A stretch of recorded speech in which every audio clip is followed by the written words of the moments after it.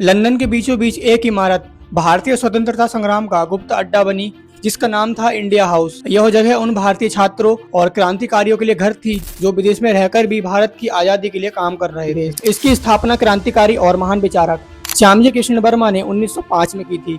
उनका मानना था कि ब्रिटिश शासन से लड़ने के लिए भारत में ही नहीं बल्कि पूरी दुनिया में आवाज उठानी होगी। इंडिया हाउस के प्रमुख क्रांतिकारी थे विनायक दामोदर सावरकर, बीवीएस अय्यर, लाला हरदयाल, भाई प्रेमानंद और मदन लाल ढींगरा। इंडिया हाउस में युवा क्रांतिकारियों को एक किया जाता था और उन्हें भारत के इतिहास, भारत की संस्कृति और स्वतंत्रता संग्राम के उद्देश्यों के बारे में बताया जाता था। यहीं पर वीर सावरकर जैसे महान क्रांतिकारी ने अपने विचारों को और भी तेज किया और एक बुक लिखी, the first war of independence 1857, जिसने भारत में क्रांति की आग लगा दी। श्यामजी कृष्ण वर्मा का योगदान सिर्फ संगठन बनाने तक सीमित नहीं था। उन्होंने भारत के लिए फंड जुटाए और क्रांतिकारियों को आर्थिक मदद की और अंतर्राष्ट्रीय स्तर पर ब्रिटिश साम्राज्य के खिलाफ माहौल बनाया। 31 मार्च 1930 को श्यामजी कृष्ण वर्मा का निधन हो गया। उनकी आखिरी इच्छा थी कि उनकी अस्थियां तभी भारत भेजी जाएं जब भारत स्वतंत्र हो जाए। यह इच्छा 2003 में पूरी हुई जब गुजरात के मुख्यमंत्री नरेंद्र मोदी ने उनकी अस्थियां भारत लाकर गुजरात के मांडवी में सम्मान के साथ रखी गई। 15 अगस्त जैसे दिन पर इंडिया हाउस की याद हमें यह सिखाती है कि